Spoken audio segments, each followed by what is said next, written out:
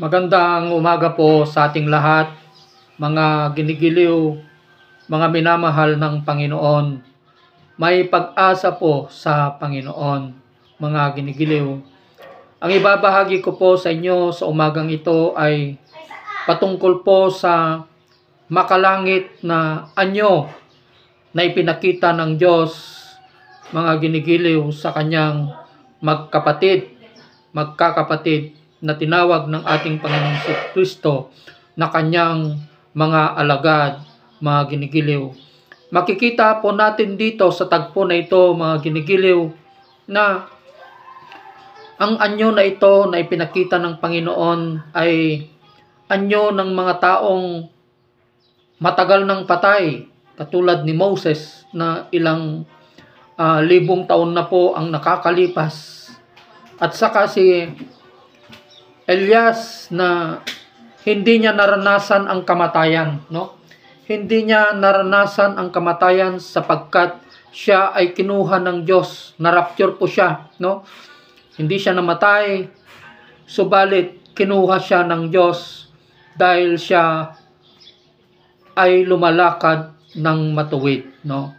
So dito sa tagpo na ito, ipinakita ng Diyos ang kanyang makalangit na anyo at sa pakikipag-usap niya sa mga dalawang tao na matagal nang patay at matagal nang kinuha ng Panginoon, na libong taon na po ang nakakalipas, no?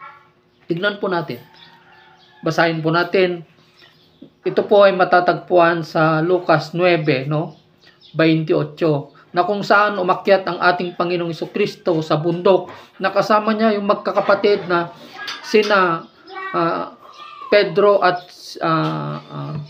Juan at Santiago. Sila yung magkakapatid. Ito yung mga unang tinawag ng ating Panginoong Jesucristo, mga giligiliw, nung sila ay nasa dagat.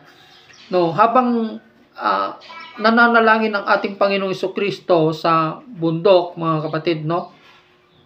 Nagbago ang anyo ng kanyang mukha at ang kanyang kasuotan ay nagniningning na sa kaputian.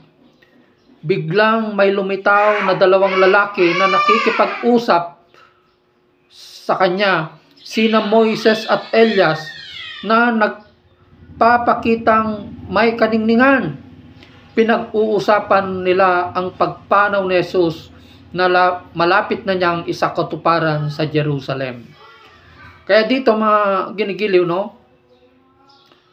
Ang tagpo na ito ay pinapakita ng Panginoon na ang mga taong ito, no, na nakaranas ng makalangit na katawan, glorified body, mga ginigiliw.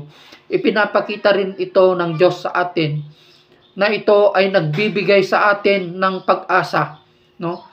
Nagbibigay ito sa atin ng pag-asa na pag tayo ay lumakad ng katuwiran at patuloy po tayong sumasampalataya sa ating Panginoong Jesucristo, na mabuhay tayo ayon sa kanyang kalooban, mga ginigiliw. Ito ang mararanasan natin sa pamamagitan ng ating pananampalataya at pakikipag-isa po natin sa ating Panginoong Jesucristo, mga ginigiliw.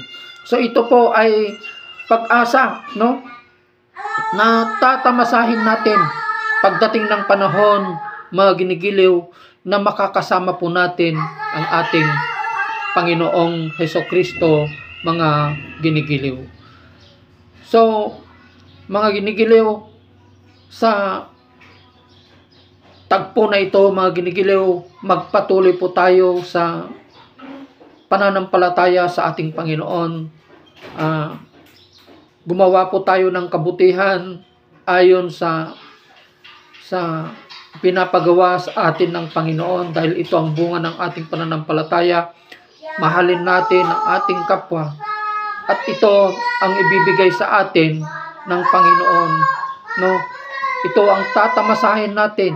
Ito yung mga gantimpala na ibibigay sa atin ng Panginoon, mga ginigiliw, pag makakasama na po natin ang ating Panginoong Jesucristo, mga ginigiliw. Kaya kung ano yung naranasan ng ating Panginoong Jesucristo na bagong anyo, yung glorified body, no? Yung kanyang pagbabagong anyo, katulad ng isang namatay na tao na si Moses at si Elias na hindi nakaranas ng kamatayan, no? Subalit kasama na nila ang Diyos, mga ginigiliw, no? Yun din, kung ano yung kanilang karanasan, ay yun din ang magiging karanasan natin pagdating ng panahon, mga ginigiliw. I hope you are being encouraged sa leitang ito ng Panginoon, no? Patuloy po natin itong ibahagi, i-share po natin ito sa ating mga kapwa, sa ating mga kapatid, sa ating mga kaibigan, sa ating pamilya, upang sa ganun ay marami pa pong makakakilala, no, sa ating Panginoong Jesucristo na nagbibigay sa atin ng pag-asa at bagong buhay, at nagbibigay din sa atin ng buhay na walang hanggan. Maraming salamat po. God bless everyone po. God bless everyone.